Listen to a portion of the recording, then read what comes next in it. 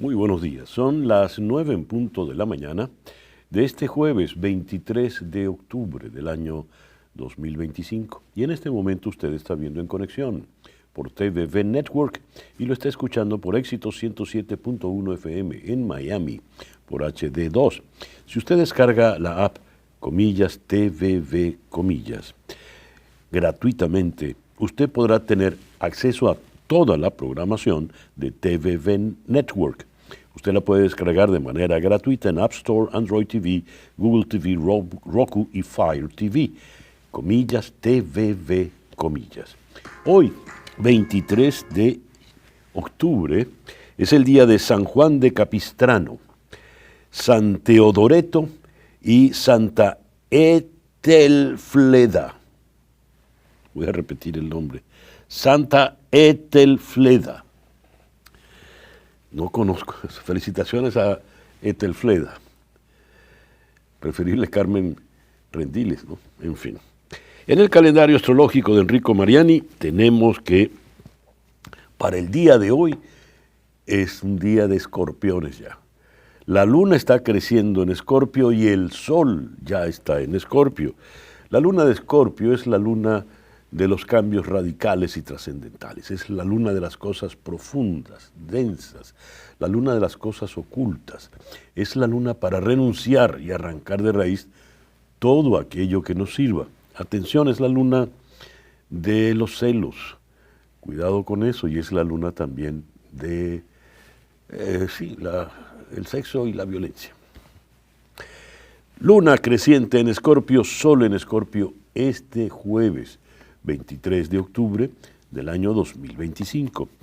El 23 de octubre de 1864, cerca de Kansas City, en Missouri, en el marco de la Guerra Civil de Estados Unidos, las fuerzas de la Unión del general Samuel R. Curtis derrotan al ejército esclavista del general Sterling Price en la batalla de Westport. El 23 de octubre de 1911 se da el primer uso bélico de un avión, de un aeroplano, cuando un piloto italiano despega de Libia para observar las líneas del ejército turco durante la guerra ítalo-turco. Pocos años después, 3 años después, la aviación entraría de lleno en la Primera Guerra Mundial. El 23 de octubre de 1915 en Nueva York, 33,000 mujeres marchan por la Quinta Avenida para protestar por su derecho al sufragio femenino. El 23 de octubre de 1940 nació Edson Arantes do Nascimento, mejor conocido como Pelé, el Rey Pelé. Para muchos el mejor futbolista de todos los tiempos. Sin embargo, después vino Maradona a hacerle sombra y ahora está Messi haciéndole sombra a los otros dos. El 23 de octubre de 1940, Pelé falleció en el año 2022 a los 82 años. El 23 de octubre de 1940 en Hendaya, en la frontera entre Francia y España, se da el encuentro entre los dos dictadores, Adolfo Hitler y Francisco Franco. Hoy está cumpliendo 53 años la actriz mexicana Kate del Castillo. El 23 de octubre de 1973, Naciones Unidas sanciona un cese al fuego entre Israel y Siria y así termina la llamada Guerra del Yom Kippur. El 23 de octubre de 1998 se da el acuerdo entre el presidente palestino Yasser Arafat y el primer ministro israelí Benjamin Netanyahu. Ya en ese entonces, en el 98, era primer ministro.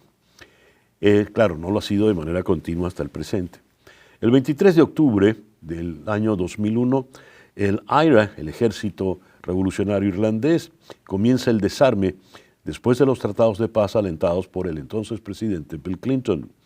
Y el 23 de octubre del año 2001 se estrena el reproductor iPod de Apple, que mantuvo pues todo un imperio en el mundo de la música hasta que fue descontinuado el 10 de mayo del 2022. El programa que te hemos preparado para el día de hoy lo vamos a iniciar en Bogotá con el internacionalista César Niño. Con él vamos a analizar la situación de la guerra en Ucrania, la ofensiva inclemente que lleva adelante Putin, lo planteado entre Trump, Putin, Trump, Zelensky, las posibilidades que tiene la guerra, la postura europea, en fin. Luego vamos a conversar con Orlando Moreno, coordinador de Derechos Humanos del Partido 20 Venezuela. El régimen de Nicolás Maduro ha prácticamente arrestado a un dirigente de 20 Venezuela de manera diaria en los últimos 30 días. Luego vamos a conversar en Nueva York con el analista Luis Montes. Con él vamos a tocar lo relativo a esta polémica remodelación de la Casa Blanca, llevada adelante por Donald Trump, donde ha derribado el ala este para construir allí un salón de baile. Luego, en Lima, vamos a conversar con el analista Luis Benavente, director de la consultora Vox Populi. Con él vamos a analizar la difícil situación que vive Perú en este momento, cuando el presidente Jurí ha decretado un estado de emergencia. El foro del día de hoy, muy interesante. ¿Cuáles son los puestos de trabajo que están en peligro por la arremetida de la inteligencia artificial? ¿A qué habrá que dedicarse ahora que estamos invadidos, que estamos en tiempos de inteligencia artificial? Lo vamos a tocar con el periodista Pico Suárez, él está en Madrid, y en Caracas con la profesora Lenis Toro Dita de la Universidad Monte Ávila.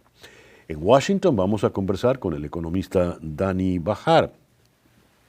El comercio y las restricciones migratorias comienzan a perjudicar a los Estados Unidos. Esto según un trabajo de The Economist. Lo ahondaremos con el economista Bajar. Y cerraremos aquí en Miami con Luis Gómez, el coordinador general del Doral International Art Fair, que ya va a arrancar del 6 al 9 de noviembre aquí en Doral. Ese pues es el programa que te hemos preparado para el día de hoy. Y a las 9:07 de la mañana vamos entonces con las noticias más importantes del día de hoy. El presidente Donald Trump anunció que las fuerzas estadounidenses están preparadas para ampliar sus operaciones con cárteles y redes de narcotráfico hasta en tierra. Esto tras un reciente ataque a una embarcación vinculada al tráfico de drogas, ya no en el Caribe, sino en el Pacífico.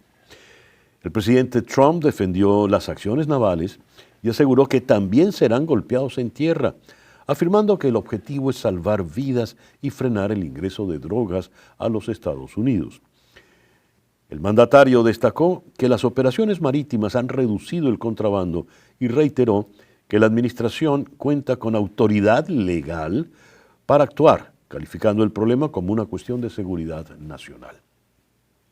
El secretario de Guerra, Pete Hegseth, informó que, por orden del presidente Donald Trump, el Departamento de Guerra realizó un ataque cinético, letal, en el día de ayer contra una embarcación en el Pacífico Oriental, que, según informes de inteligencia, estaba operada por una organización terrorista vinculada al narcotráfico. Hegseth afirmó que la embarcación transitaba por una ruta conocida de tráfico de drogas y transportaba estupefacientes. 2 presuntos narcoterroristas murieron en el ataque en aguas internacionales y no hubo bajas en las fuerzas estadounidenses. Hegseth añadió que estos grupos, al igual que Al-Qaeda, declaran la guerra a la frontera estadounidense y advirtió que no habrá refugio ni perdón, sino justicia. Cita textual. Nicolás Maduro afirmó que Venezuela cuenta con más de 5.000 misiles antiaéreos rusos Igla-S, considerados por él como una de las armas más poderosas que existen. Maduro aseguró que estos equipos están distribuidos en puntos estratégicos de la defensa antiaérea nacional. Maduro señaló que el arsenal busca garantizar la paz, la estabilidad y la tranquilidad del pueblo venezolano y advirtió que cualquier fuerza militar del mundo sabe del poder de los Igla-S. Cita textual. La líder opositora venezolana María Corina Machado afirmó ayer miércoles que la libertad de Venezuela podría estar más cerca de lo que muchos esperan. Esto durante una transmisión en vivo por sus redes sociales. Allí Machado aseguró que el país atraviesa un punto decisivo en su lucha por la democracia y llamó a los ciudadanos a mantenerse firmes y unidos. Cito: la esperanza no se rinde, cada día estamos más cerca de conquistar la libertad. Cita textual. Reiteró Machado su compromiso con una transición pacífica y el restablecimiento del orden constitucional en Venezuela. El presidente de Colombia, Gustavo Petro, anunció que se defenderá judicialmente en los Estados Unidos, luego de que el presidente Donald Trump le calificara de maleante y mal tipo. Esto durante una rueda de prensa en la Casa Blanca. Cito a Petro: de las calumnias que me han lanzado en territorio estadounidense, me defenderé judicialmente con abogados en la justicia estadounidense. Eso lo publicó Petro en la red X. Las tensiones entre ambos países tras el anuncio de Trump de suspender la ayuda financiera a Colombia por su supuesta inacción contra el narcotráfico. Petro respondió que seguirá luchando contra las drogas junto a los países que soliciten cooperación, reiterando su rechazo a las operaciones militares de Washington en el Caribe.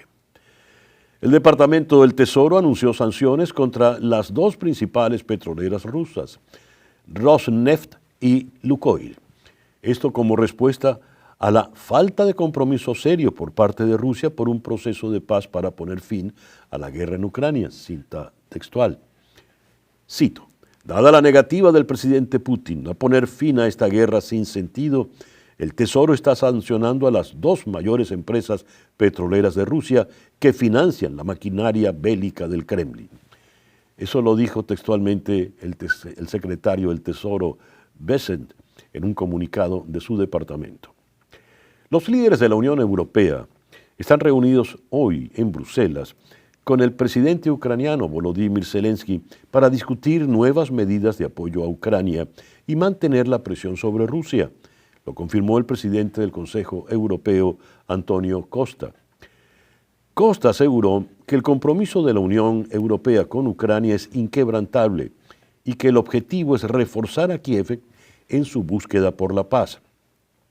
La Unión Europea prevé además aprobar un nuevo paquete de sanciones contra Rusia y aumentar la asistencia militar y financiera a Ucrania.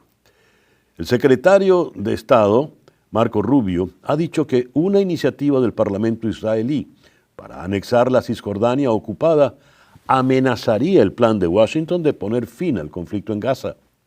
Cito: eso no es algo que podamos apoyar en este momento. Cita textual de Rubio. Lo dijo antes de partir a Israel como parte de los esfuerzos de Estados Unidos para apuntalar el frágil acuerdo de alto el fuego. Rubio se reunirá mañana con el primer ministro Benjamin Netanyahu. Su viaje sigue al del vicepresidente J.D. Vance, quien anunció la creación de un centro de coordinación civil y militar a 20 kilómetros de Gaza para supervisar la reconstrucción y ayuda humanitaria. La Corte Suprema de Brasil publicó la sentencia que condena al expresidente Jair Bolsonaro a 27 años de cárcel por su implicación en un intento de golpe de Estado. Desde hoy su defensa y la de otros 7 condenados disponen de 5 días para presentar un primer recurso limitado a cuestiones de forma, sin posibilidad de alterar el fallo.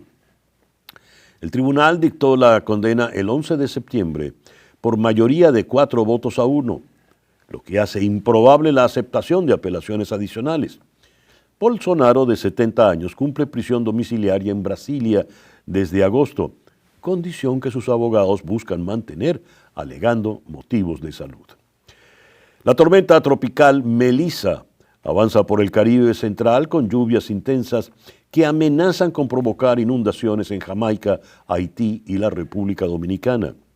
El Centro Nacional de Huracanes advirtió que podría convertirse en huracán categoría 3 para el próximo lunes 27. Melissa mantiene vientos sostenidos de 80 kilómetros por hora y se ubica a unos 515 kilómetros al sur-suroeste de Puerto Príncipe. Jamaica activó operativos de emergencia y pidió a los pescadores evacuar los cayos. En República Dominicana se suspendieron labores en las principales ciudades, mientras Haití emitió vigilancia de huracán ante el riesgo de eventos extremos.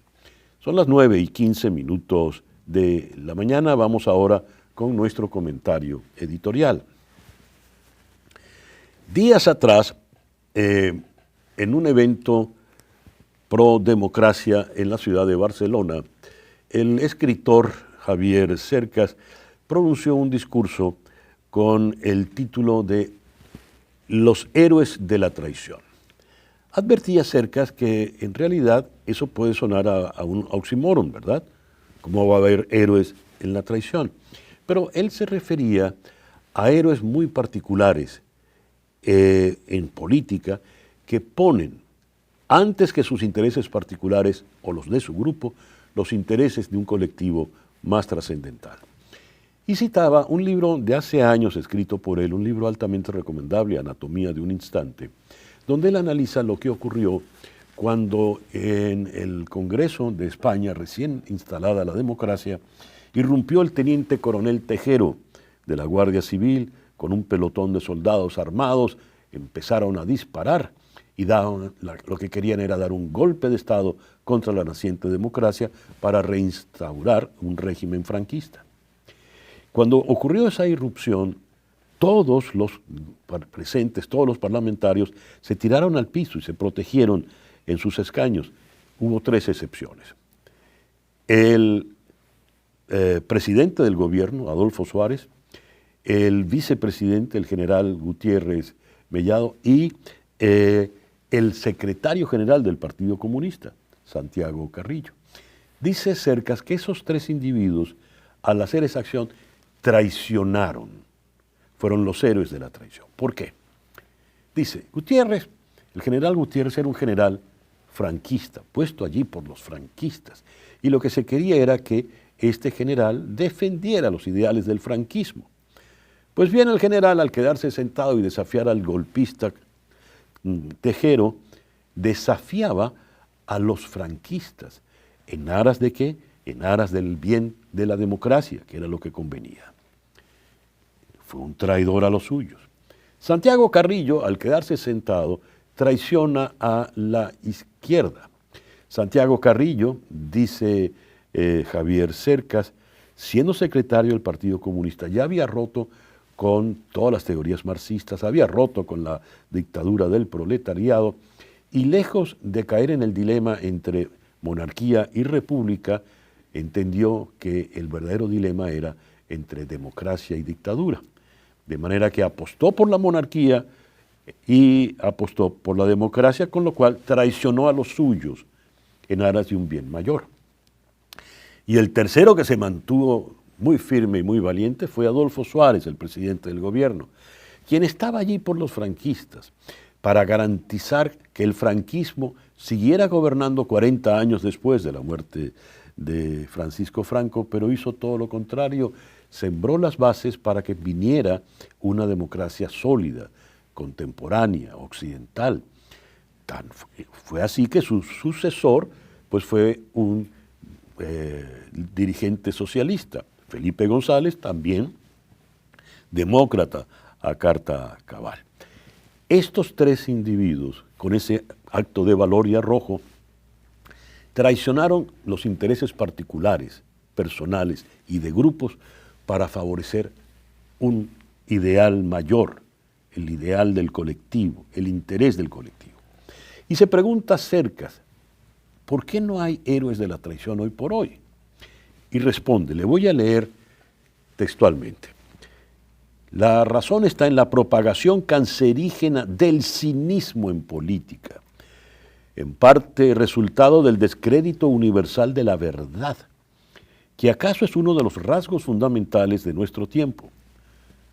Hoy la mentira, al menos la mentira en política, no parece penalizar a quien la dice. No hace falta haber leído a Maquiavelo ni a Max Weber para saber que la ética y la política siempre han mantenido relaciones complejas o problemáticas. Siempre se han llevado mal. Pero cuando la ética se desvincula por completo de la política y la política se desentiende de la verdad y se legitiman en el engaño, la mentira y las tropelías que la mentira y el engaño conllevan, en ese momento empiezan a disolverse los estímulos que invitan a un político a anteponer el bien común al propio. Hacer eso equivale a tomar una decisión éticamente superior y es imposible tomarla si quien la toma no está animado por un impulso ético. Fin de la cita. Evidentemente, Cercas piensa en primer lugar, por ejemplo, en el penoso caso del gobierno español, con Pedro Sánchez a la cabeza, pero también puede valer esto para tantos gobiernos en Europa, para tantos gobiernos en América, y por qué no, pues, para el penoso caso nuestro, en nuestra querida Venezuela. ¿Habrán traidores dignos? ¿Habrán políticos dignos que sepan traicionar los intereses particulares por el bien de todos, por el bien de la democracia? Veremos. 9:21 de la mañana. Una pequeña pausa y ya regresamos con nuestra primera entrevista en el día de hoy.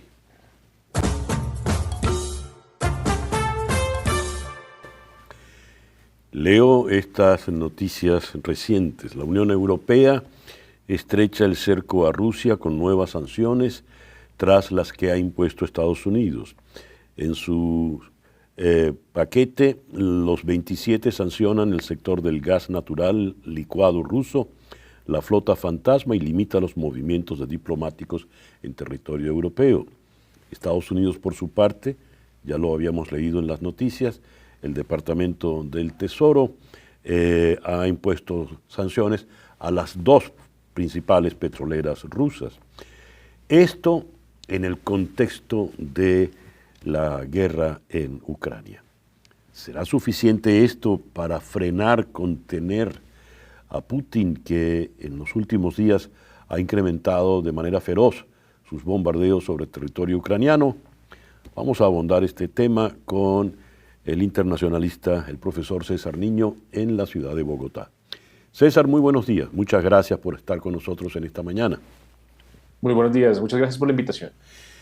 La pregunta está servida. Estas medidas recientes de sanciones, tanto de Estados Unidos como de la Unión Europea, ¿harán algún tipo de mella en Vladimir Putin, que suena luce desatado?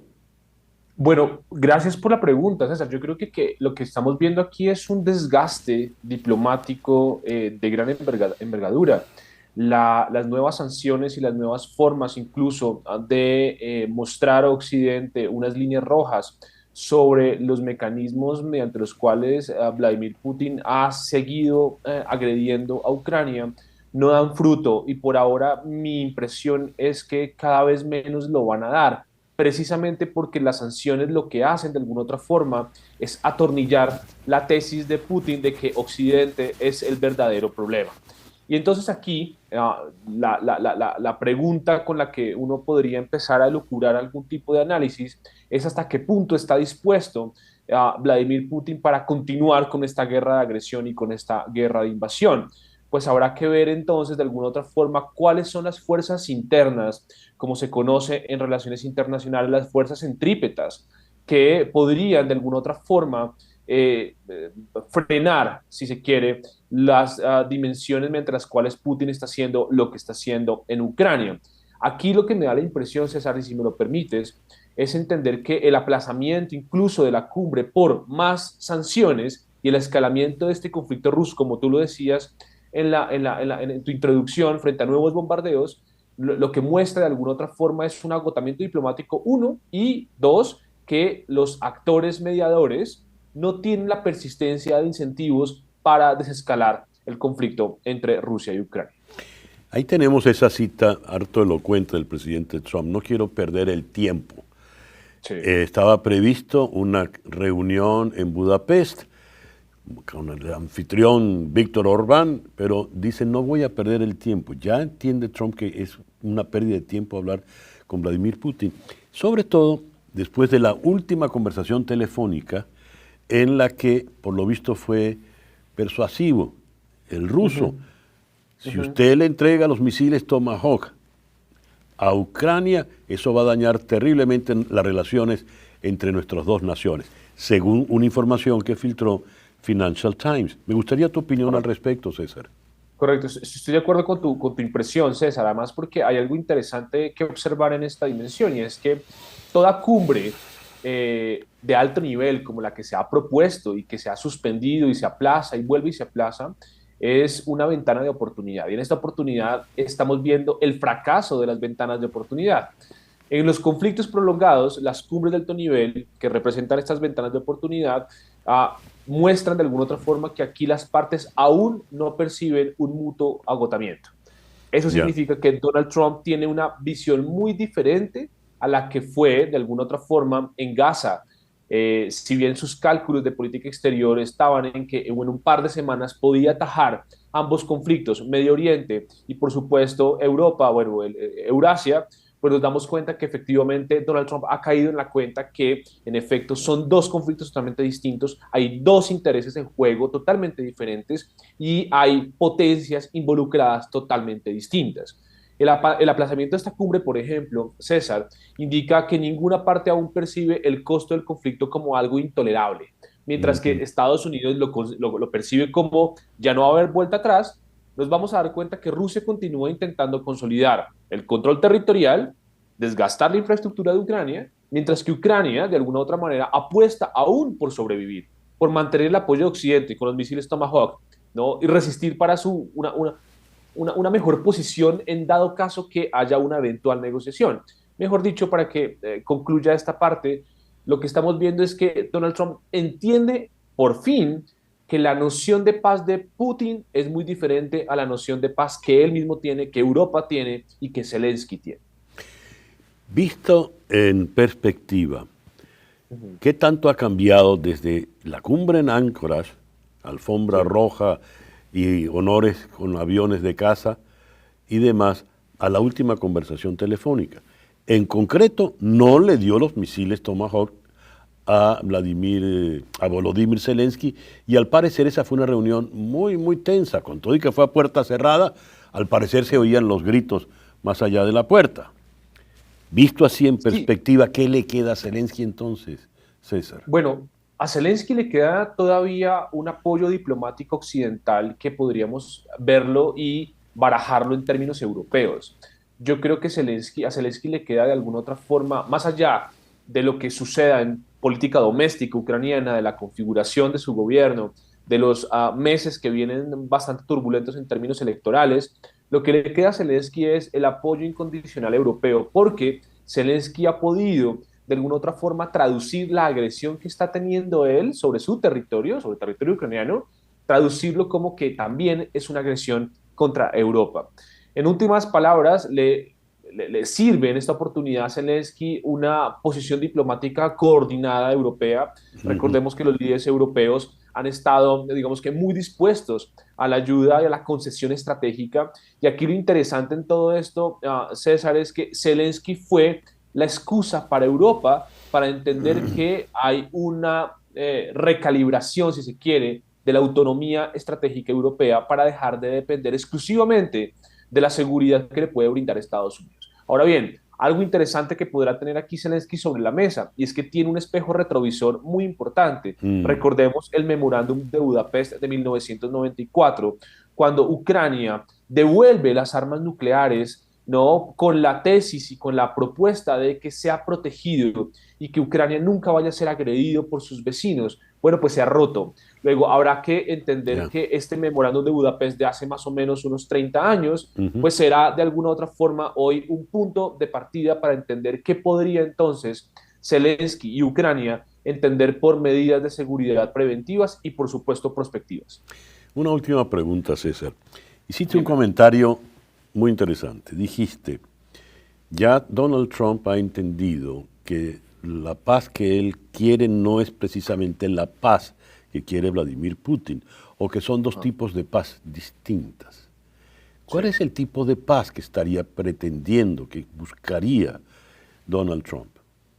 Yo creo que en términos de cálculos netamente aritméticos, Ujú. César, es de suma cero. Es decir, que poniéndome como analista, no sé qué estén pensando en la Casa Blanca, en el despacho Oval y en el Pentágono, Pero poniéndome como analista, yo creería que así como sucedió en la Franja de Gaza, creería yo que Donald Trump estaría pensando o apostándole a una paz de desarme, de desmilitarización de alguna otra forma de la zona del Donetsk y en Lugansk. Pero, con el gran pero y con el gran asterisco, es que de pronto la noción de paz que tenga en esta oportunidad el presidente Donald Trump no pasa en esta oportunidad por pretender que Ucrania sea canibalizada por Rusia, Mm, precisamente porque esto sería una derrota al sistema occidental, sería una derrota a la hegemonía occidental, sería una derrota incluso a la proyección estratégica de Estados Unidos sobre Europa. Luego, por eso decía que aquí hay un problema de puntos de convergencia sobre nociones básicas y comunes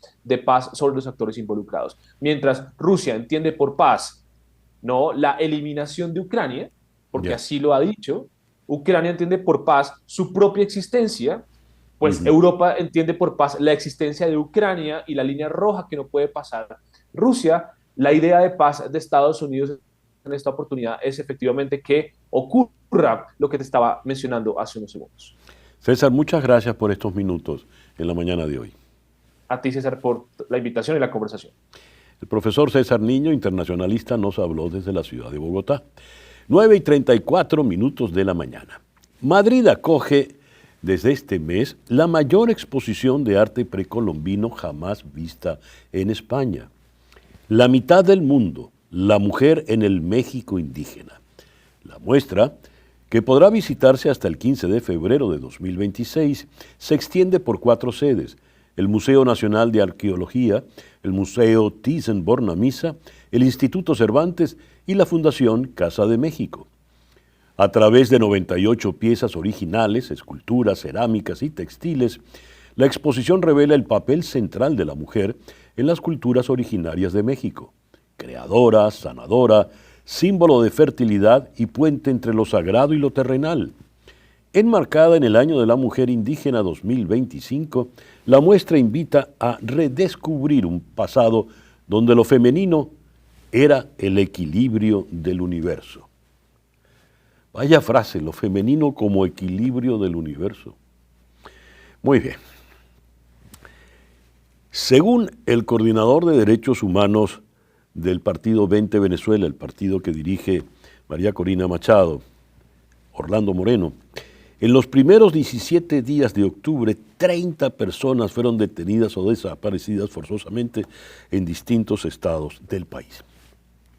Estamos hablando de cómo la dirigencia del Partido 20 Venezuela en todo el territorio nacional está siendo perseguida o desaparecida. Vamos a ahondar en esto con el propio Orlando Moreno. Orlando, muy buenos días. Muchísimas gracias por estar con nosotros en esta mañana. Buenos días, César. Gracias por este espacio. Orlando, ¿cuál es la situación que están viviendo en 20 Venezuela al momento en que estamos conversando tú y yo? Mira, nosotros lo hemos reducido, César, como símbolo de la maldad que hemos vivido. Este mal prácticamente viene siendo un sacrilegio de la pirámide. O sea, los secuestros y las desapariciones no han cesado. Que a medida que pasan las horas, esta situación cada vez se pone más tensa y mucho más difícil. Pero ya sabemos a lo que nos enfrentamos y lo que esperamos es que todo eso sume como evidencia para lo que ya está avanzando. Solo el 19 de octubre fue un día de inmensa fe, que fue la canonización de nuestro doctor José Gregorio Hernández y nuestra madre Carmen Rendiles. Esto fue un clamor por la paz y la sanación, pero ¿cómo celebró esto el régimen? Mira, con un acto de sacrilegio. Secuestraron a Jorvin García, un activista político, en el santuario de Isnotú, que es la tierra natal del santo, en plena ceremonia. Esto no fue casualidad, esto es un mensaje muy directo del régimen, que no respetan nada, ni la fe, ni la esperanza, ni los símbolos sagrados de este pueblo. Orlando, has dicho algo, te voy a leer textualmente. Moreno está convencido de que las recientes detenciones se vinculan directamente con las declaraciones del ministro del Interior, Diosdado Cabello, Se dan en ese contexto donde Cabello anunció presionar a María Corina Machado y la presiona, obviamente, presionando y secuestrando al equipo. Es alarmante y está ocurriendo en todos los estados del país. Cita textual para ti, Orlando. Es decir, todo esto es bajo la directriz de Diosdado Cabello. ¿Él es el responsable de todo esto? Absolutamente, absolutamente. Estamos hablando de que la lista de solo en el mes de octubre al día de hoy es de 34 personas que han sido secuestradas. En este momento, mientras estamos hablando, quedan 29 personas secuestradas directamente y 5 fueron liberadas, pero fueron usadas como cebo. O sea, esto prácticamente revela la táctica más cruel, ¿no? El secuestro por sustitución. El régimen utiliza al familiar como un rehén de cambio para doblegar la voluntad de quien no logran capturar. El secuestro de la inocencia para aterrorizar al disidente. Mira estos nombres, ¿no? El rostro más o menos de la crueldad del rey. En Lara, por ejemplo, al no encontrar a la activista Nereida Loyo, secuestraron a su cuñada Luz María Rodríguez y su sobrino Alexis Guedes. Se llevaron a inocentes. El objetivo es claro, infundir el terror total. En Trujillo, el activista Lewin Mendoza se vio obligado a entregarse después de 30 horas de asedio a su vivienda solo para no exponer a su esposa y a su familia. En Anzoátegui, detenidos los activistas de 20 Venezuela, Orange Tavares e Ismael Ortiz. Y tenemos el caso, por ejemplo, del periodista Carlos Lesma en Nueva Esparta, que fue detenido solo por mensajes en redes sociales. O sea, prácticamente la libertad de expresión es un hito de lesa humanidad para ellos. Esto claramente obedece a que la presión por parte de Diosdado Cabello a María Corina Machado se debe a esto. Solo en lo que va de 23 días han habido 34 secuestros. La situación entonces, ¿cuál es? Los dirigentes del partido que van quedando han de ponerse a resguardo, pregunto. Sí, absolutamente. Estamos hablando de que han habido 20 secuestros de activistas de 20 Venezuela, 6 secuestros de otras organizaciones políticas, 3 de la sociedad civil. O sea, el objetivo es sumamente claro. O sea, desaparecer, desmembrar a la organización que obviamente está luchando de manera subterránea para recobrar la libertad en Venezuela. Y esto obviamente es algo que debe alarmar a la comunidad internacional. Comentaste algo, Orlando, aparte de 20 Venezuela, que uno entiende es el partido que tiene en la mira Cabello, hay también dirigentes de otros partidos que les ha pasado lo mismo. ¿Qué partidos son? El Partido Un Nuevo Tiempo, por ejemplo, el Partido Primero Justicia, Voluntad Popular.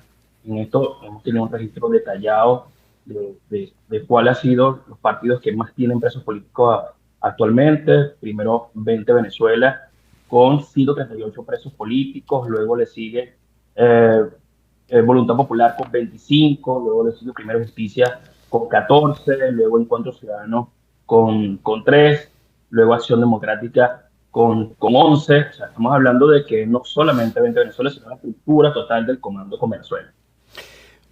Orlando, cuéntanos lo ocurrido con Xiomara Ortiz. La detuvieron con su hijo. Sí, sí. Lastimosamente, Xiomara se encontraba en su casa, su hijo y su esposo. Eh, los tres fueron detenidos por prácticamente un secuestro de toda la familia.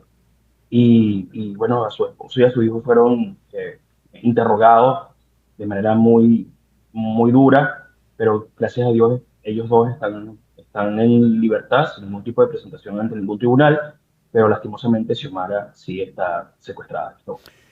¿Quién es Xiomara Ortiz? Cuéntanos de ella, por favor.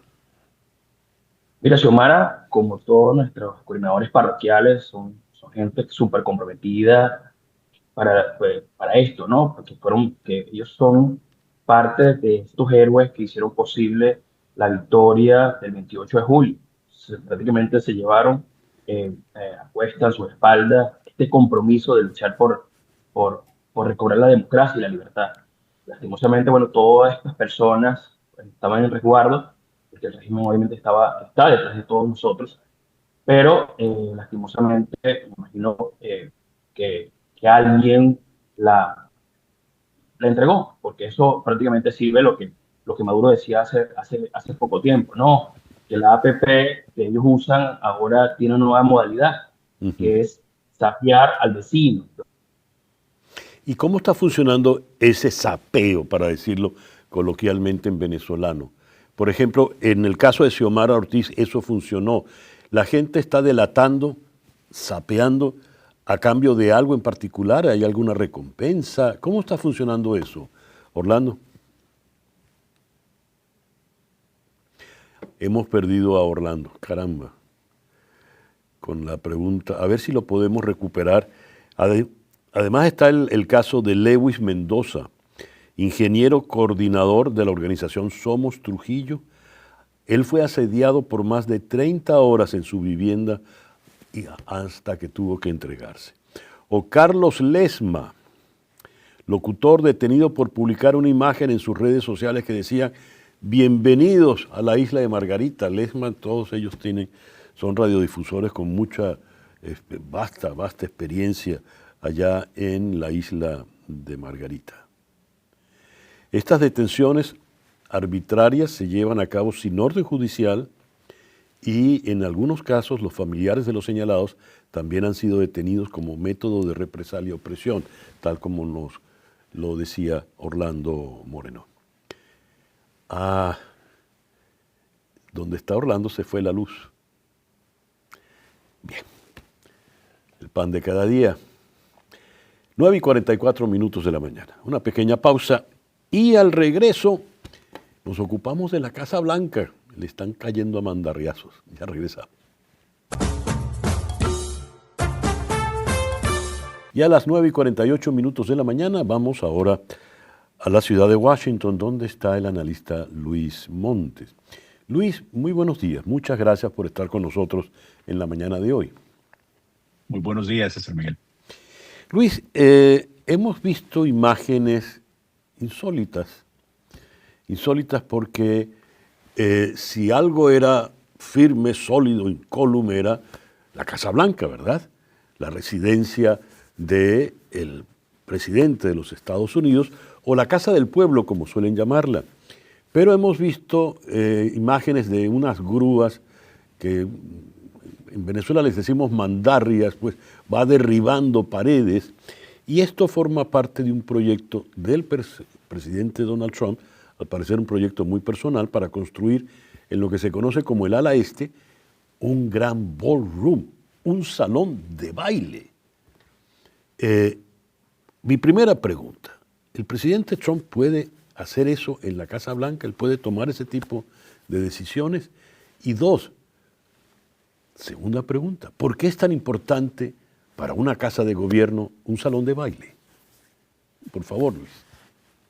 César Miguel, varios puntos. Yo creo que en primer lugar es interesante ver esta manera arbitraria, ¿verdad?, con la que se está manejando este proyecto específico. Primero se nos dijo que no iba a haber una demolición de la ala este, ¿verdad? Ayer, bueno, al inicio de semana nos dimos cuenta que este edificio histórico de más de 100 años, simplemente no hubo respeto por las normas históricas, que normalmente es verdad, para construir en un edificio histórico en la ciudad de Nueva York, en cualquier otro estado, hay ciertas guías que uno tiene que seguir. En este caso, no hubo, ¿verdad? No hubo previo aviso, no hubo absolutamente nada. Ni siquiera hemos oído algún historiador que ha tratado de preservar alguna de estas cuestiones, ¿verdad? Eso es un punto. Y ahí, dos, en típico, ¿verdad? Trump se nos dijo primero que iban a ser $250 millones. El día de ayer se dio a conocer que ahora el precio ha subido a $300 millones. Si bien él ha dicho que este es un proceso que no va a costarle al erario, ¿verdad? Pero hay que preguntarse cuáles son las compañías que están contribuyendo a esto y cuáles van a ser las condiciones que estas compañías obviamente van a imponer. Sabemos que, ¿verdad?, como en cualquier cosa, no hay desayuno gratis, César Miguel. Y, ¿verdad? Tercero, creo que esto ¿verdad? Hemos visto de cómo los líderes autocráticos tratan de cambiar un poco la historia y tratar de una nueva narrativa. lo vimos, por ejemplo, en China durante la Revolución Cultural de 1966 al 76 con Mao Zedong. Lo hemos visto en Rusia, cómo es que ha traído, por ejemplo, Putin estos nuevas, ¿verdad? Momentos de la Unión Soviética, ¿verdad? 30 años después de la perestroika. Entonces, vamos viendo cómo esto va tratando de hacerlo. Por ejemplo, se ha oído hablar también del arco de Trump, el arco del triunfo que quiere hacer en el cementerio de Arlington. Entonces, vamos viendo toda esta, reescritura o rediseño de la historia americana desde una perspectiva de Trump.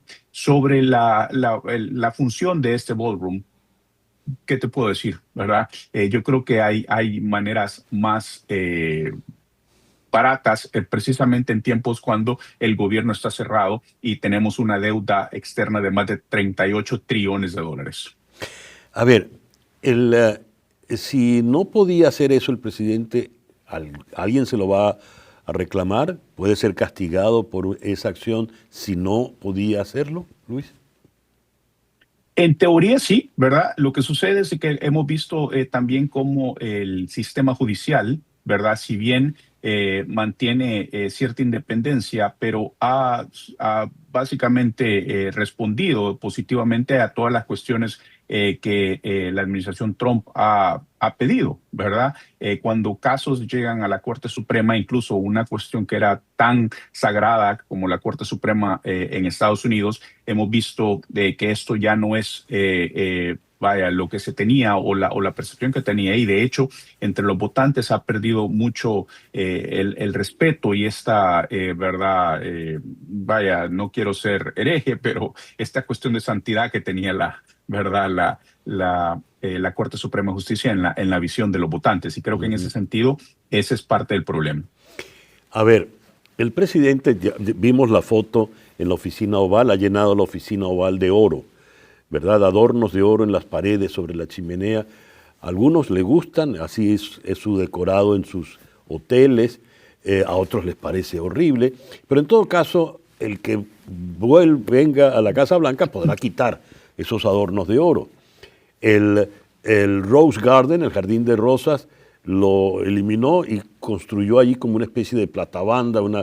Eso a lo mejor pues se vuelve a sembrar el jardín de rosas.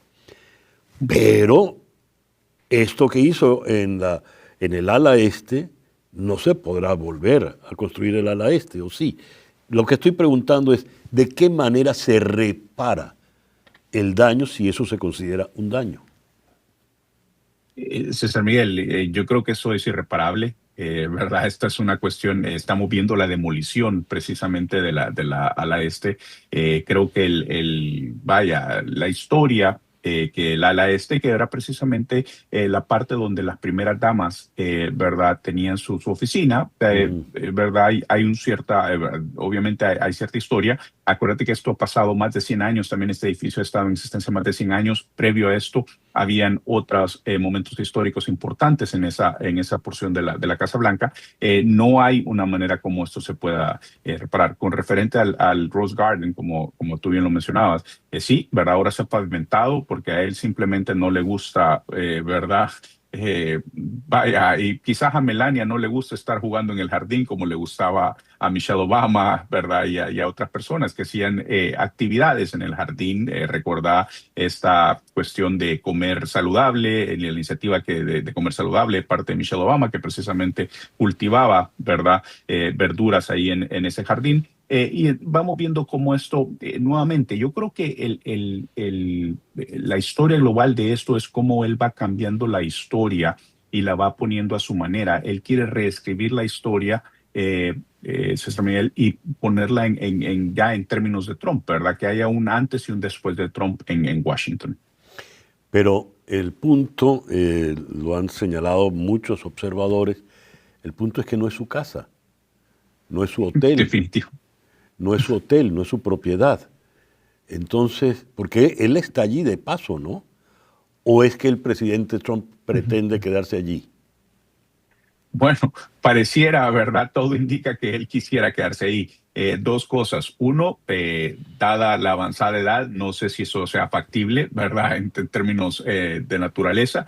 Pero sí, lo que sí es claro es que la ansiedad de poder, ¿verdad? Su manera de tratar hemos visto los videos de inteligencia artificial que él ha publicado también, ¿verdad? Donde él se pone hasta 2048 de presidente, ¿verdad? Entonces vamos viendo que estas cuestiones, si bien tienden a ser jocosas, ¿verdad? Pero sí llevan un cierto mensaje simbólico detrás, que a la larga es un mensaje que él quiere enviar, ¿verdad? Y que le envía a su base y que su base se lo entiende. Ese tipo de mensaje en código que él envía, su base lo entiende. Sí. Él ha coqueteado con esto del 2028 y creo que esto puede hacer, ¿verdad? De no darse una reacción en las elecciones de medio término del 2026. Podríamos estar a la puerta de un resquebrajamiento de la democracia en Estados Unidos, César Miguel. Luis, muchísimas gracias por estos minutos en el programa de hoy. Gracias.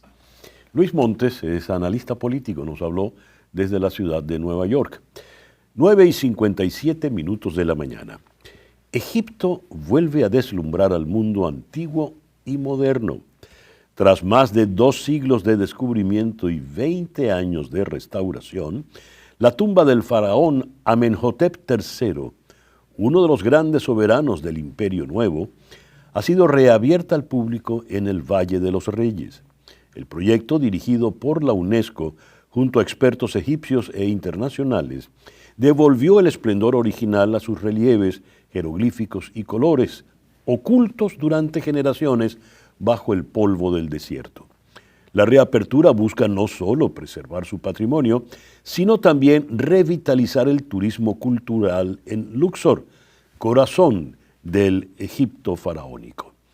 Una joya arqueológica que siglos después sigue recordando el poder y la grandeza del Nilo eterno. Y a las 9:58 de la mañana vamos ahora a la ciudad de Lima, donde está Luis Benavente. Luis es el director de la consultora Vox Populi. Luis, muy buenos días. Muchísimas gracias por estar con nosotros en la mañana de hoy. Buenos días, César Miguel. Luis, el presidente José Gerí ha decretado estado de emergencia por 30 días. ¿Por qué? Sí, es en Lima y Callao, que suman el 34% de la población peruana, donde hay una gran concentración de criminalidad. Es usual que se decreten estado de emergencia, pero esta vez tiene otro tono, está mucho más enfocado en acciones, no solamente es un estado de emergencia declarativo. En Perú, el crimen organizado ha avanzado muchísimo. En los últimos 2 años, el número de muertes por asesinato ha subido en 50%, principalmente por la extorsión asociada a sicariato. Entonces, si a usted le piden un cupo de manera extorsiva y no paga, le meten una bala, así de fácil. En lo que va de este año han fallecido casi 70 transportistas y algunos cantantes famosos en el Perú que han estado incluso en un espectáculo, en pleno espectáculo o en el bus donde se trasladan. Y han muerto algunos de ellos, ¿no? Pero a la vez de estos atentados es una situación de terror generalizado, ¿no? Los peruanos permanentemente en el día a día, diría que hasta en el minuto a minuto vivimos muy aterrados por la criminalidad, por los asesinatos, ¿no? Entonces, esta acción ha generado cierto entusiasmo. Estamos pensando que es un Estado que puede actuar. Por ejemplo, hubo una intervención en algunos penales, en algunas cárceles, donde han encontrado muchísimos tomacorrientes y extensiones de corrientes, así como cuadernos con anotaciones de los pagos de cupos a los extorsionistas, ¿no? Y se sabía, claro, que en las cárceles estaba el epicentro de estas acciones criminales, y eso también ha revelado que el accionar del Instituto Nacional Penitenciario, INPE, que administra las cárceles, había sido inútil, había permitido todo esto, y seguramente con complicidades internas que seguramente se van a investigar. A la vez, en un lugar llamado La Cachina, cerca del centro de Lima, donde venden artículos de segunda, etcétera, han requisado 1.000 celulares que terminan en manos de los criminales, muchos de estos celulares, ¿no? Entonces, hay acciones concretas que se están tomando que pueden tener algún efecto. Al neutralizar la acción desde las cárceles, creo que eso va a tener una repercusión en una reducción de las extorsiones.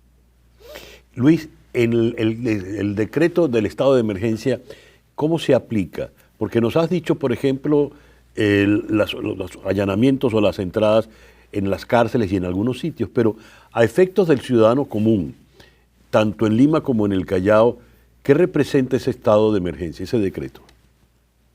Sí, hay algunas acciones coordinadas de la Policía Nacional que tiene a su cargo la competencia de orden interno, esta vez asociada a las Fuerzas Armadas que están participando en el patrullaje y también los serenazgos municipales, una suerte de policía municipal no armada que tiene algún tipo de control disuasivo o para cosas menores, ¿no? Entonces hay una coordinación ahora con ese estado de emergencia y hay patrullaje de las tres entidades de manera permanente y eso lo están viendo algunos vecinos en algunas zonas de la ciudad. El estado de emergencia ha sido decretado por 30 días y esa es una de las acciones centrales que se están tomando, ¿no? Digamos que hay acciones que el ciudadano puede ver, ¿no? Y eso ha devuelto un poco de esperanza porque el sentimiento hasta esta acción acertada del presidente Geri, conducida por el presidente Geri, el sentimiento era de que el tema de la criminalidad, las extorsiones no se iba a detener nunca y que no se estaba haciendo nada contra eso, ¿no? Entonces hay algún sentimiento de expectativa, de esperanza que se resuelva por lo menos en parte esta situación. ¿Cuál es la situación del presidente Jari en este momento? Porque él toma posesión en medio de una crisis. Sale la presidenta Boluarte, él en tanto presidente del Parlamento asume, pero políticamente hablando, ¿cuán sólido está él en este momento en la presidencia? Aparentemente está sólido. La vacancia de Boluarte fue producto de un acuerdo en el Congreso donde la totalidad, menos un voto del Congreso unicameral, aprobó la vacancia. Básicamente ahí había, de cara a la opinión pública, un acuerdo para la sucesión. Al no tener vicepresidentes, la expresidenta Boluarte, la sucesión constitucional recaía en el presidente del Congreso. Tampoco se dio una figura que pudo haberse dado, como en el pasado, de que censuren a la mesa directiva y elijan un nuevo presidente del Congreso, o por una presión interna, el presidente de la mesa directiva del Congreso renuncie para dar paso a una nueva elección de presidente del Congreso. No se dio eso, entonces le correspondió al entonces presidente del Congreso, José Gerí, en el momento de la vacancia de Boluarte, asumir el mando constitucionalmente por ese expediente que se llama vacancia por incapacidad moral permanente, pero que yo le llamo impeachment a la peruana. Simplemente si tienen los votos pueden vacar a cualquier presidente y cualquier cosa puede ser objeto de incapacidad moral, dado que la moral es algo tan subjetivo, relativo y discutible para muchos, ¿no? Entonces, él entró con ese respaldo. Luego hubo un hecho interesante, que hubo un intento de censurar a la nueva a la nueva mesa directiva del Congreso, presidida por el congresista Fernando Rospigliosi, y estuvieron los opositores muy lejos de alcanzar el mínimo de votos para que esa moción de censura a la mesa directiva proceda. Eso era, o había que entenderlo también como un respaldo tácito a Gerí. Y por otro lado, Gerí creo que ha comenzado bien. Es un caso increíble de un desconocido total que de un momento a otro se convierte en presidente del Perú. Eso sí, creo que va a ir al libro Guinness de récords mundiales. Hablando del récord Guinness, Perú puede estar cerca con, creo que, 10 presidentes en 9 años. No, corrígeme si me equivoco, por favor, Luis. Pero la pregunta que quiero formularte es, ¿por cuánto tiempo se supone que Gerí va a estar gobernando? ¿Logrará cumplir ese lapso de tiempo? Bueno, Gerí ha entrado por 9 meses. Ujú. ¿No? En abril del próximo año son las elecciones presidenciales, seguramente va a haber una segunda vuelta en junio, y el 28 de julio del próximo año hay transmisión de mando, ¿no? Entonces yo creo que Gerí tiene dos cosas que hacer. Uno, respecto a la seguridad ciudadana, mostrar avances reales y reducir la criminalidad. Y dos, un estricto cumplimiento del calendario electoral con absoluta transparencia, ¿no? Yo creo que sí se va a dar, no hay señales inmediatas, ¿no?, de inestabilidad para Gerí. En el campo financiero, económico igualmente, el cambio de gobierno en el Perú no afectó en 1 milímetro Ya, la bolsa de valores ni el tipo de cambio. ya. Luis, muchísimas gracias por estos minutos en la mañana de hoy. Un gusto saludarle, César Miguel. Luis Benavente es analista político y director de la consultora Vox Populi. Nos habló desde la ciudad de Lima. 10:07 de la mañana. Una pequeña pausa y al regreso nuestro foro de hoy. Con la inteligencia artificial, ¿qué tipos de trabajos, de empleos están en riesgo? Ya regresamos. 10:11 de la mañana.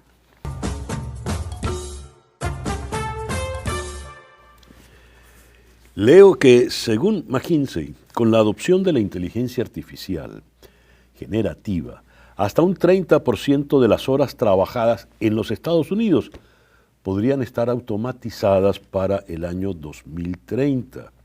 En escenarios más amplios se estima que el 15% de la fuerza laboral global podría ser desplazada por automatización entre el 2016 y el 2030, con cifras más optimistas o más pesimistas dependiendo del ritmo de adopción. Estamos en el 2025. En 5 años, pues, ¿qué de cambios pueden venir? ¿Qué tipo de empleos están en riesgo? ¿Pueden desaparecer cuando hablamos de inteligencia artificial? ¿Hacia dónde debe orientarse usted si se está preparando en el mercado laboral, si no quiere perder en el mercado laboral? Este es nuestro tema de hoy. ¿Cuáles puestos de trabajo desplazará la IA? En Madrid está el periodista experto en temas de actualidad y tecnología, Pico Suárez. Y en Caracas está la profesora Lenis Torodita de la Universidad Monte Ávila. Lenis, Pico, muy buenos días. Muchísimas gracias por estar con nosotros en el programa de hoy. Muchísimas gracias a ti y a tu equipo por la invitación. ¿Qué tal? Buenos días a todos. A ver, Lenis, comencemos contigo para darle una perspectiva un tanto académica a este riesgo que tenemos por delante o a este mundo de oportunidades que tenemos por delante. ¿Cómo hemos de verlo, Lenis? Bueno, fíjate, inicialmente es muy cierto que el hecho de que contemos hoy por hoy con sistemas que van a permitir automatizar procesos repetitivos a través de la incorporación de la inteligencia artificial generativa, esto va a implicar que muchos puestos de trabajo van a desaparecer porque van a ser asumidos por computadores o por sistemas digitales que van a asumir esos trabajos repetitivos. Sin embargo, la invitación siempre es a la educación. Muchos de los trabajos lo que van a hacer es transformarse y lo que están requiriendo las empresas no necesariamente es el tipo de alumno que las universidades están egresando. Las carreras universitarias se han mantenido rígidas con relación a los pensos académicos y esos pensos académicos siguen egresando comunicadores sociales, abogados, ingenieros y toda esta cantidad de estudiantes con estas características, pero lo cierto es que las empresas están compitiendo porque cada vez más dispositivos son computadoras. ¿A qué me refiero? Ahora, el carro es una computadora que rueda, el televisor es una computadora que transmite contenido, la nevera es una computadora que enfría, y esto tiene una cantidad de aplicaciones digitales para la generación de datos, para la inteligencia artificial, para manejo de la información, para el aprendizaje que puede tener dentro de la empresa. Y los estudiantes, incluso las empresas, tienen que llevar a su talento a adquirir esas nuevas habilidades que se requieren para poder dominar este ámbito de los nuevos modelos de negocio.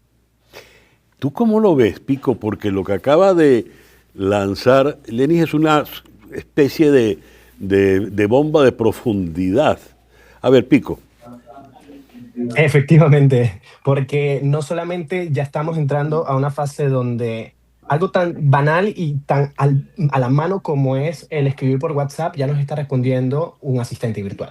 Entonces ya estamos viendo cómo en vez de seres humanos quienes responden una atención al cliente, estamos viendo cómo computadoras o inteligencia artificial lo están suplantando. Y aquí entra en vigor pues algo que es clave, que es entonces qué podemos hacer para no quedarnos atrás, y es básicamente aprender estas habilidades y habilidades blandas, como también se le conocen. El pensamiento crítico va a ser cada vez más importante, porque todo está orientado a una computadora y hasta lo que escribimos se lo pasamos primero por ChatGPT. Entonces el pensamiento crítico va a ser elemental en un futuro no muy lejano, porque la inteligencia artificial va a estar en todos lados, que ahora el pensamiento humano va a ser cada vez más valorado. Lenny, dijiste algo que me llamó la atención. Las universidades siguen graduando abogados, comunicadores sociales, por citar esos dos oficios, ¿no? Tienen que seguir graduando médicos, creo, y tienen que seguir graduando ingenieros, creo, ¿verdad? Y arquitectos, pero ¿qué debería estar haciendo la universidad, la academia como tal? ¿Qué tipo de profesional debería estar preparando, independientemente del área a la que se vaya a dedicar? Ahora que, como tú dices, el automóvil es una computadora que rueda y la nevera es una computadora que enfría, por ejemplo. Lenny.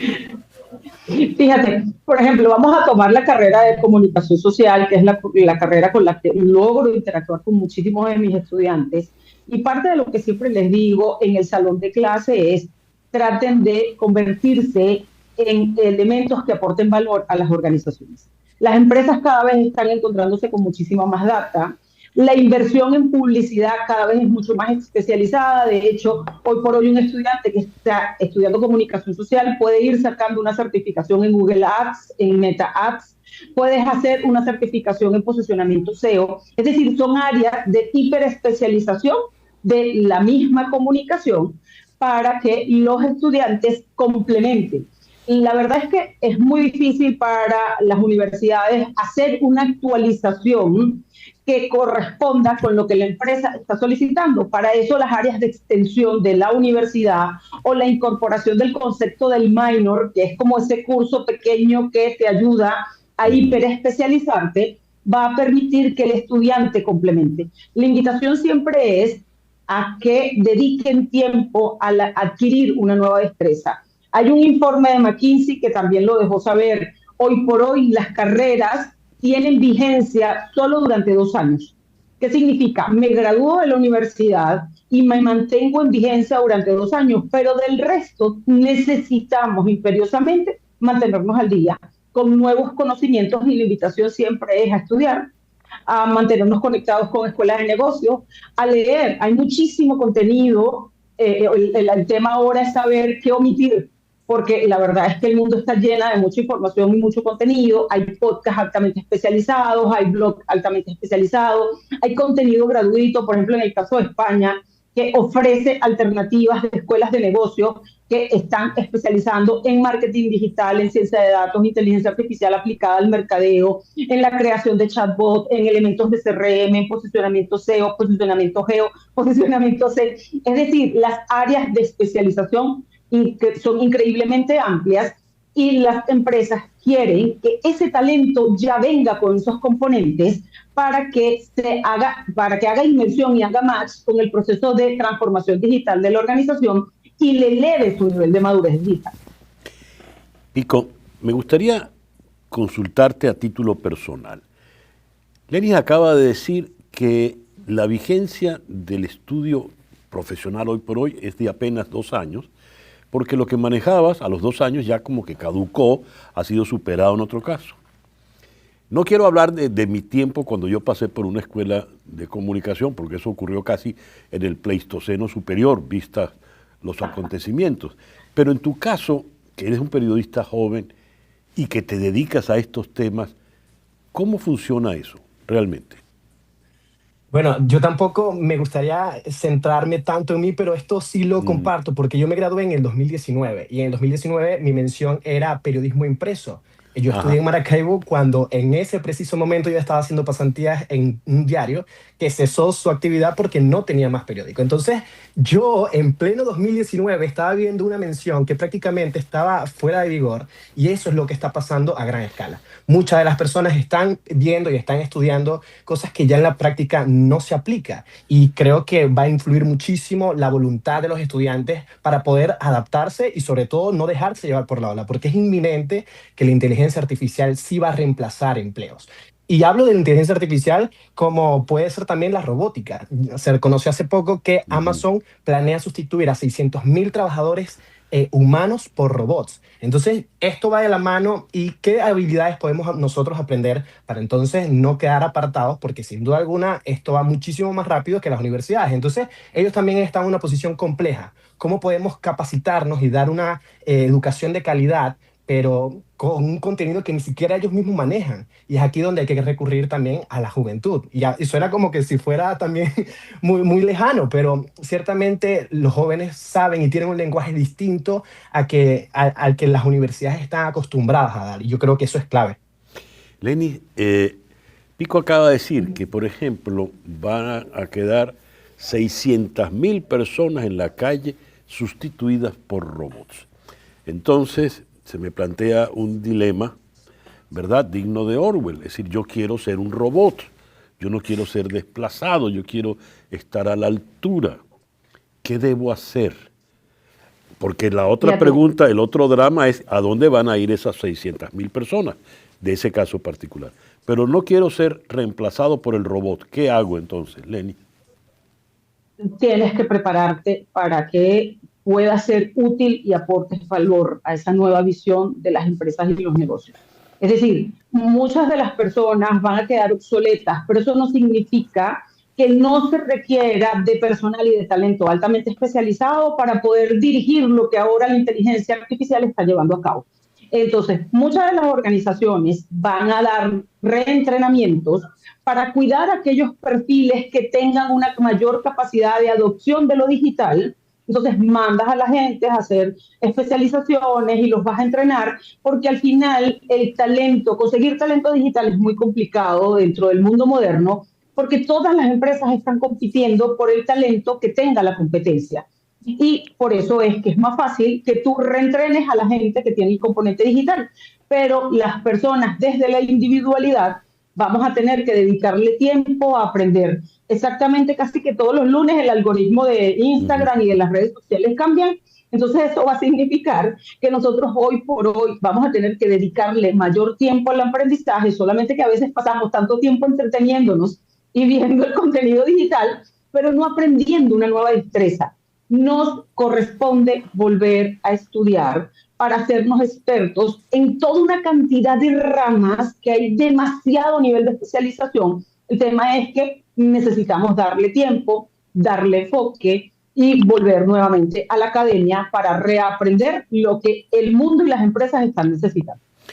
Pico, yo sé que no quieres hablar de ti, pero lo siento mucho, vamos a hablar de ti.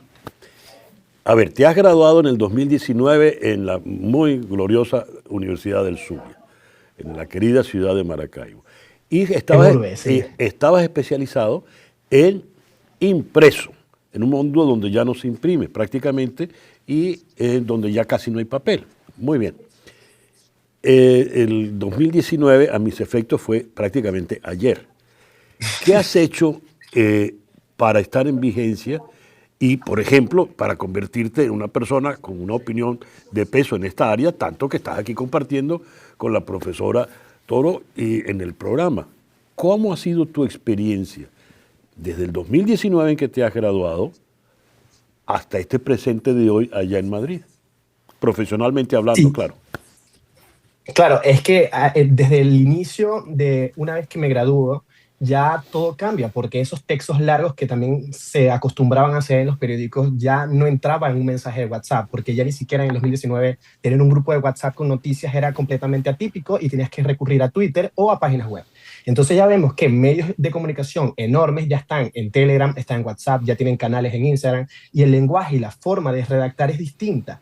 Entonces, desde ese momento, yo creo que la manera en cómo me he podido quizás crecer en este ámbito tecnológico es verlo también desde cómo yo como usuario quiero recibir las noticias. Y eso también es clave porque todos tenemos quizás ese criterio de no me gusta una forma o no me gusta un estilo, pero de esto hay que irlo puliendo. Entonces, estas capacitaciones también que elabora o tiene Meta, que tiene Google, que también lo dijo la profesora, son claves porque es gratuita y tú distribuyes tu tiempo y al final del día también te sirve como experiencia. Y más allá quizás de la academia, es también la práctica. Es elemental poder entender cómo funciona una inteligencia artificial o cómo funciona una herramienta, porque hasta editores de videos están siendo sustituidos. Y creo que cada vez es más fuerte el tema de esas habilidades como puede ser un electricista, un peluquero o un carpintero, porque esas van a ser las labores que dentro de este aspecto tecnológico van a preservarse porque por lo pronto no va a tener sustitución por ahora. Con relación a lo que acaba de decir Pico, Lenis, leo lo siguiente. Algunas tareas que requieren juicio, intuición, contexto local, empatía, adaptabilidad, interpretación, estética o moral son difíciles de codificar. Aquí entra la paradoja de Polanyi. Muchas habilidades humanas no son explícitas ni fáciles de trasladar al algoritmo. ¿Cuál es esa paradoja de Polanyi, Lenis? Fíjate, una de las cosas que va a suceder con relación al tema de la inteligencia artificial está relacionado a las habilidades creativas y la capacidad de resolver problemas. Por eso es que Pico mencionaba el tema del pensamiento crítico y el pensamiento estratégico. Recordemos que la inteligencia artificial aprende porque le cargaron una data que le enseñó que esto era un semáforo y que el semáforo funciona y las luces cambian, y la entrenaron para que ella tuviese ese pensamiento. Pero resulta que ella no es capaz de solucionar ni problemas complejos, ni es capaz de tener habilidades creativas, porque no está hecha de esa forma. Por lo tanto, las personas que tengan habilidades para la creación van a seguir estando vigentes, y la capacidad de resolver problemas, definir una estrategia, decir lo que va a hacer el algoritmo, meterle pensamiento crítico a un problema complejo, a un entorno cambiante y a un entorno diverso, va a requerir siempre de la habilidad de humano que sea el director de la orquesta y genere el lineamiento. Y eso es lo que no debemos olvidar. El pensamiento crítico nunca antes había sido tan relevante como lo es ahora. Pico, voy a pasarte esta pregunta. Una oyente escribe, foristas, soy licenciada en comercio internacional. ¿Eso significa que corro riesgo de ser desplazada o me vuelvo youtuber? ¿Qué le dices, Pico? Bueno, a propósito de ser youtuber, quizás es una habilidad que se puede enseñar y que los conocimientos también dentro de la plataforma de YouTube se monetiza bastante bien. Entonces yo no dependería únicamente de una fuente de ingresos, porque en este mundo hay que tener muchas fuentes de entrada, pero puntualmente todo lo que va a estar relacionado a las tareas de la oficina, tareas que son más mecánicas y sistemáticas, pues son los que corren mayor riesgo a ser quizás reemplazados. Entonces lo importante aquí no es tomar la inteligencia artificial como el enemigo, sino cómo la puedo utilizar a mi favor para que no me desplace a mí. Y yo creo que eso es clave, porque al final también la evolución, a pesar de que hoy sea la inteligencia artificial, antes eran los programas de edición, antes eran los programas de contabilidad, porque mucho antes se hacía a mano. Entonces, esto es simplemente la evolución de la cual tenemos que capacitarnos para que no nos quede atrás. Y al final de cuentas, también van a surgir nuevos empleos y nuevos puestos de trabajo, porque van a necesitar quien controle a estos aspectos. Entonces, sí, da un poco de miedo. De todas maneras, yo creo que la educación y empaparnos y realmente utilizarlo día a día es algo que tenemos que ya ir sumando dentro de la dinámica de nuestros días, porque no es algo que debamos tener muy distante. Es algo que debemos tener día a día, porque ciertamente después nos quedamos muy atrás y después es complicado después entrar. El Pico, en lo que acaba de comentar, alude ya a un elemento crucial en todo esto, que es el factor tiempo. Lenis, cuando tú decías cada 2 años tenemos que renovarnos porque el aprendizaje que tenemos caduca aproximadamente a los 2 años. Mas, ¿cómo hacemos para que ese conocimiento mantenga cierta vigencia? Y ya que estoy apelando al elemento tiempo, la pregunta te la hago porque si algo caracteriza a todas estas cuestiones artificiales, virtuales, computacionales, es la velocidad, son rapidísimos. ¿Cómo debo orientarme para no perder vigencia? Para que lo que yo sé, lo poco que puedo saber, no pierda vigencia tan rápido. Fíjate, yo les voy a compartir a la audiencia, gracias por esta pregunta, les voy a compartir lo que yo he manejado como metodología y me ha funcionado. Uno, comencé haciendo cosas gratuitas, o sea, el hecho de tener la disciplina de querer aprender algo está relacionado es con la curiosidad. El hecho de saber que no somos expertos en muchísimas cosas y que siempre existe una maravillosa posibilidad de aprender de otros y que hay gente fabulosa haciendo cosas extraordinarias, y yo siento la curiosidad de saber qué está pasando en otras partes del mundo y en otras latitudes. Y comencé haciendo cursos gratuitos, porque tener la disciplina y la estructura mental de conectarte y estar pasando 1 hora o 2 horas viendo una conversación de un profesor explicándote un tema y que luego presentes un trabajo y un examen, requiere de un nivel de concentración, porque tú vas a querer agarrar el celular y perderte en tu celular y desconectarte de lo que estás haciendo. Entonces comencé con cosas gratuitas.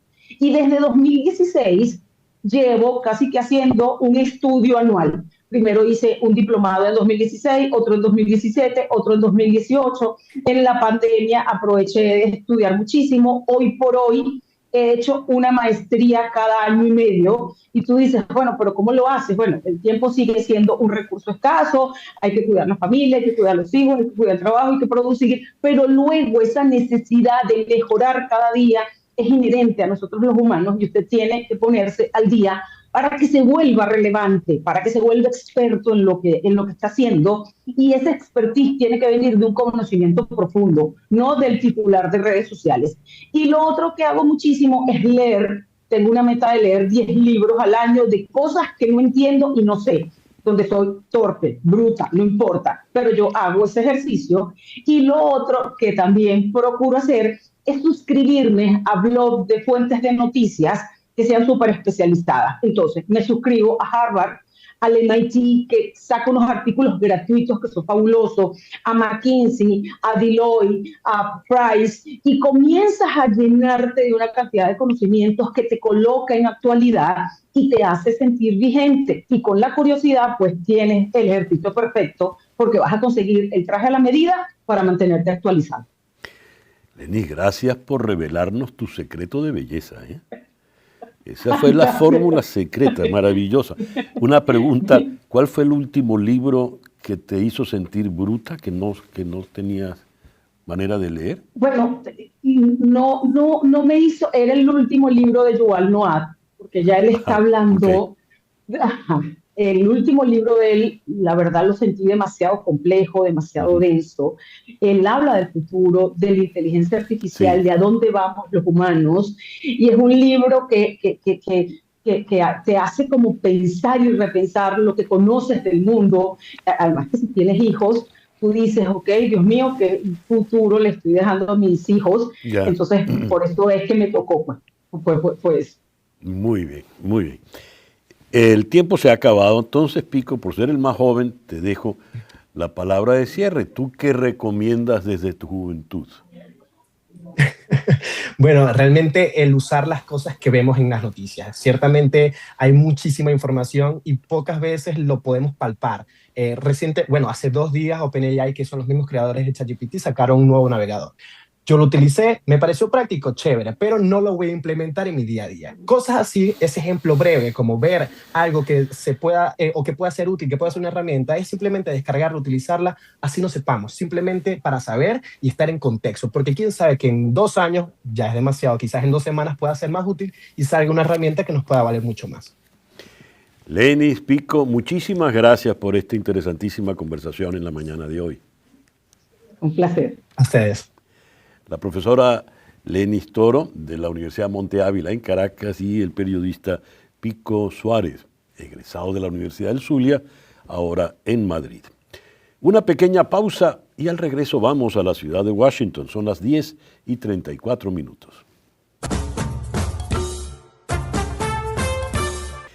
10:38 de la mañana. Vamos ahora a la ciudad de Washington, donde está el economista Dani Bajara. Dani, muy buenos días. Muchísimas gracias por estar con nosotros en la mañana de hoy. Dani, buenos días. ¿Estás con nosotros? Sí. Buenos días, César Miguel. Muy bien. Dani, esto fue publicado en The Economist el pasado 12 de octubre con el título El comercio y las restricciones migratorias comienzan a dañar a Estados Unidos. Voy a leerte este párrafo. Ladrillo a ladrillo, el presidente Donald Trump está construyendo un muro alrededor de la economía más grande del mundo. A medida que los aranceles y las barreras estadounidenses se han elevado, también lo ha hecho el puente levadizo, dificultando la entrada de migrantes. El presidente quiere convertir a Estados Unidos en una fortaleza que mantenga alejadas las incursiones extranjeras. De hecho, está separando a América del flujo de bienes y talentos que ayudaron a hacer de su economía la envidia del mundo. El daño ya está comenzando a mostrarse. Una vez infligido, no será fácil revertirlo. Dani, ¿podrías traducirnos esto al habla coloquial sobre qué está llamando la atención, qué está advirtiendo nada menos que The Economist? Bueno, yo creo que están advirtiendo de un cambio fundamental sobre la economía americana y la economía global. La economía americana siempre fue, por las últimas décadas, el líder en impulsar un proceso de globalización donde los consumidores en Estados Unidos y en otras partes del mundo se pueden beneficiar de poder consumir productos de otros países a través del comercio a menores costos, etcétera. También ha sido un líder en abrir sus puertas al talento internacional para que ese talento venga a Estados Unidos bueno, invertir no solamente capital, pero también sus cerebros y su capital humano, su educación, en crear y convirtiendo a Estados Unidos en un país de innovación, un país de mucho emprendimiento, etcétera, etcétera. Y estamos viendo ahorita un cambio fundamental en eso. La imagen de la revista Economist es muy reveladora, ¿no? La metáfora de un muro alrededor de la Estatua de la Libertad. Casi que yo diría también un muro alrededor del país y como ponen en los hoteles afuera una señal de por favor molesten, ¿no? Por favor no entren. Exacto. Eso yo siento que es un poco lo que estamos viviendo. A ver, ¿por qué esa ha sido la tónica? ¿Por qué cuando el presidente Trump plantea sus cambios y sus medidas drásticas, tanto en materia migratoria como en materia arancelaria, en reformas económicas, el presidente estaba consciente del daño que eso podría ocurrir o cuál es el bien ulterior que él está procurando?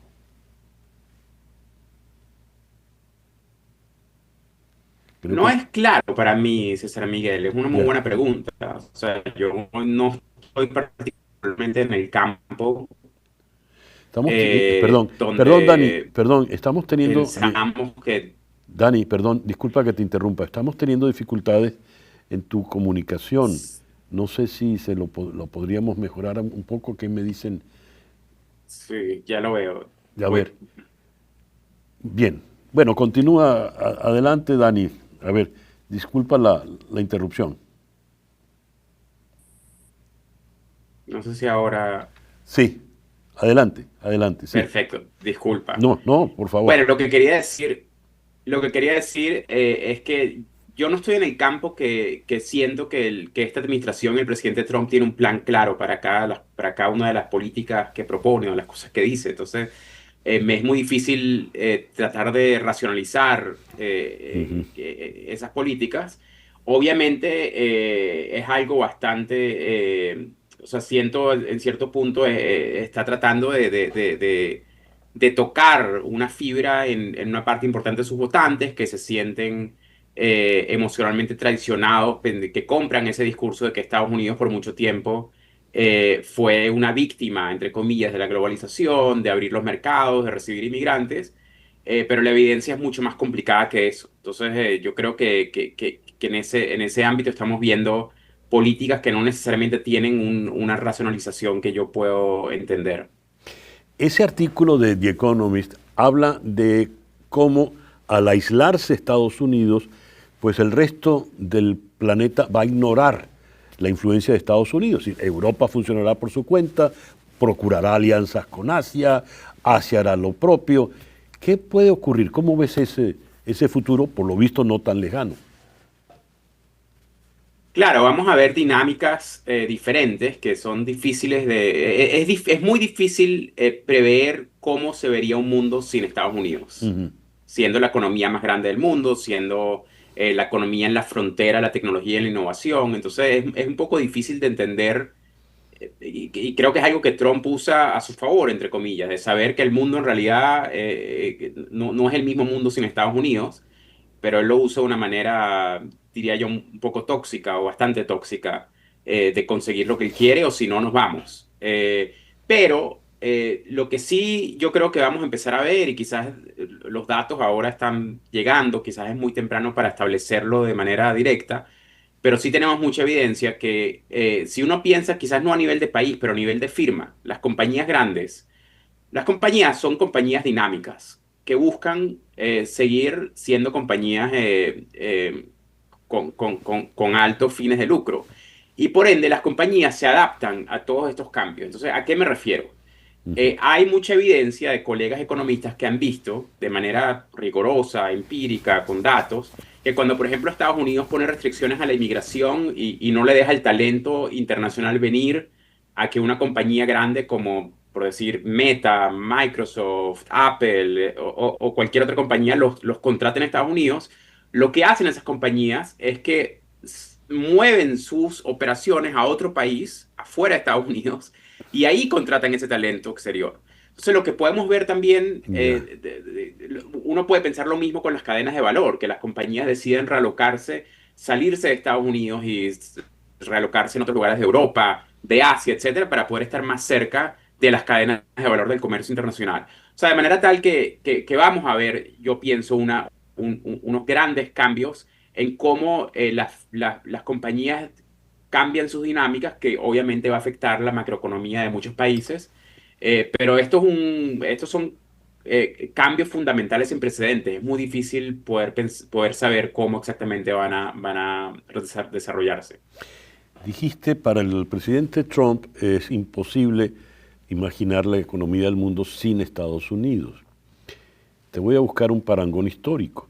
A lo mejor en el esplendor del Imperio Romano, los romanos pensarían igual, pero el Imperio Romano, sabemos, pues, acabó. Por lo visto, hay una inercia en las cosas del hombre que todo termina acabándose. Dice el artículo de The Economist: el daño ya está comenzando a mostrarse. Una vez infligido, no será fácil revertirlo.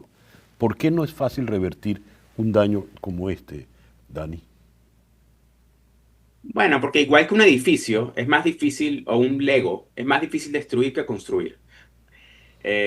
¿No? Es más fácil bajar las escaleras que subirlas.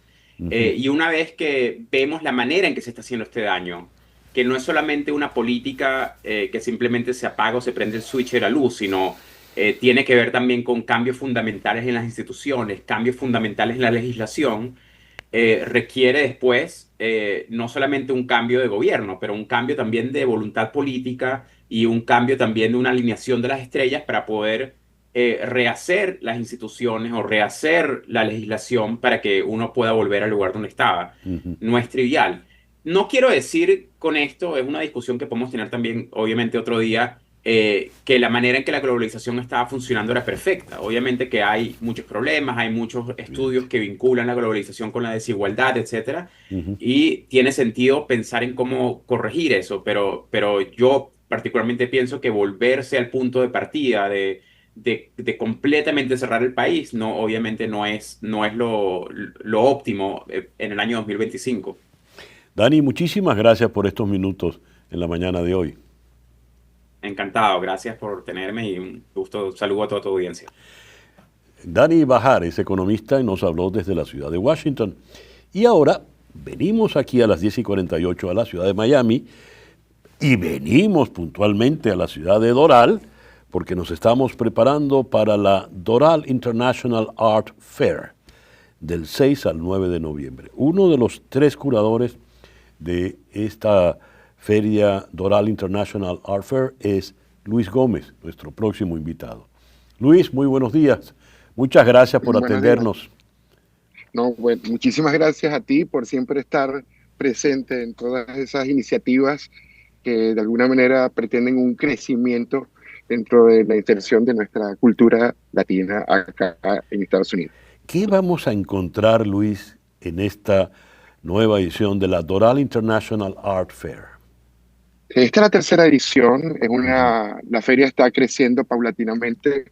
Esa iniciativa de nuestro director Jesús Mayor en algún momento nos pareció un poco duro emprenderlo, y ya después de estas 2 ediciones anteriores, donde hemos visto una aceptación impresionante, 4.000 personas en 3 días, en las galerías cada vez más interesadas en participar, y además de eso, tenemos en la programación una serie de actividades que intentan que el público, tanto el neófito o la persona que no maneja esos términos de arte o no tiene alguna colección, un poco empiece como a entender esos espacios creativos como posibilidades de crecimiento y de aprendizaje en su vida.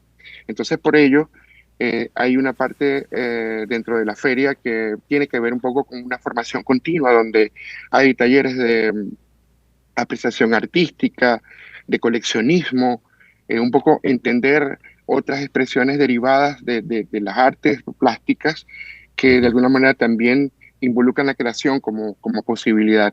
Entonces tenemos hasta expresiones culinarias, tenemos talleres con los niños, además de ese espacio de interacción económica que implica la Feria de Arte, con las galerías que de alguna manera ofrecen el trabajo de sus artistas, y bueno, entra dentro de una dinámica, sobre todo en este estado donde hay la presencia importante de las ferias de arte, sobre todo en el caso de Basel, el caso de Art Basel, donde ya el público de alguna manera está familiarizado con este tipo de eventos. Dijiste, Luis, culinarias también. Claro, sí, tenemos un equipo de trabajo que el año pasado fue un éxito, donde entran dentro de la creatividad y usa como herramienta la comida. Entonces, toda la comida que va a estar durante la feria va a estar curada, como decimos en el ámbito plástico. Sí, exacto, por un equipo impresionante de jóvenes. Es una escuela de cocina, y ellos están de alguna manera investigando, lo refieren siempre a expresiones artísticas, a artistas, a artistas reconocidos, y el resultado ha sido increíble. Y pasa lo mismo con el diseño gráfico, el diseño de mobiliario, etcétera. De alguna manera entra dentro de esos espacios de creatividad, y para nosotros mostrar una feria integral donde la creatividad prevalezca es una de las cosas más importantes. Del 6 al 9, pocos días, para poder sacarle el mayor provecho a la feria, Luis, ¿qué orientación sugieres? ¿Qué deberíamos hacer? ¿Cuál sería nuestro mapa de ruta en la feria? Exacto. De entrada, primero dentro de la feria hay la presencia de muchos artistas reconocidos como artistas invitados a nuestra feria. Entonces hay una especie de recorrido de esculturas donde hay obras de Negret, obras de muchos artistas que están ahorita en acción, y luego está la sala donde están todas las galerías. Ese recorrido está perfectamente orientado, y donde pueden ver la presencia de cada una de las propuestas de todas las galerías. En la sala de al lado, contigua, están todas las actividades especiales que involucran todo el ciclo de charlas, todas las presentaciones, todos los proyectos especiales, Tenemos proyectos de arte sonoro también. Un poco, de alguna manera, presentar y un poco enseñar que la feria, además de mostrar las disciplinas básicas del arte, en este momento hay muchas otras que están presentes y que están de alguna manera transformando ese paisaje museístico a nivel mundial. Entonces tenemos esa Estamos teniendo dificultades ahí ahorita. Se llama Solaris, que se llama... perdón. Sí, sí, repite lo de Solaris. Proyectos, sí. Solaris que está curado por la artista y promotora cultural Andreina Fuentes, donde se da un paneo y una visión del futuro en cuanto a comunicaciones a través de las propuestas de diferentes artistas contemporáneos que trabajan con lenguaje, como la instalación, la fotografía, el video.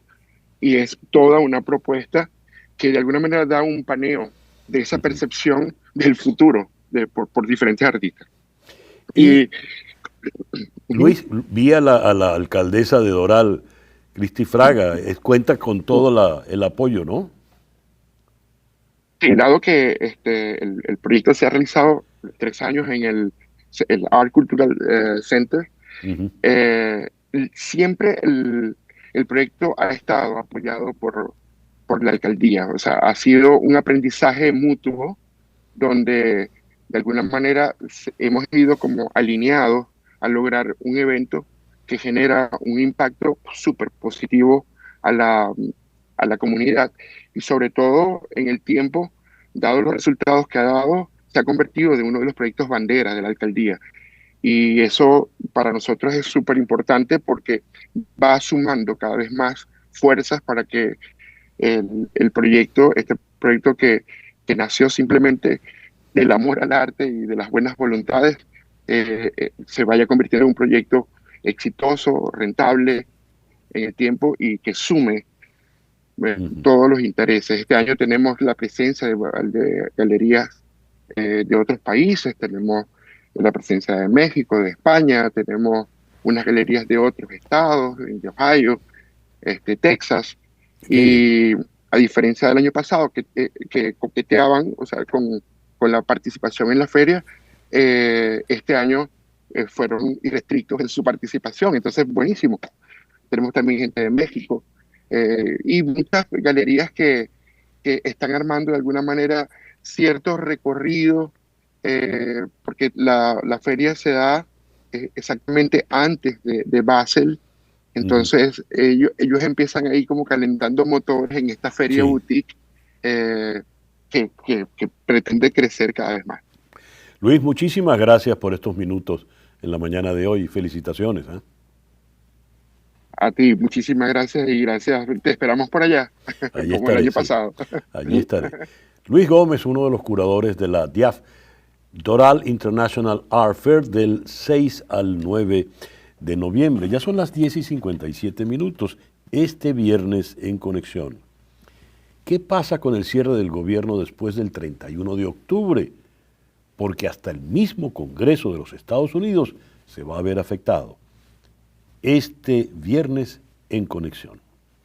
Gracias pues por permitirnos estar allí. Tengan todos el mejor día posible.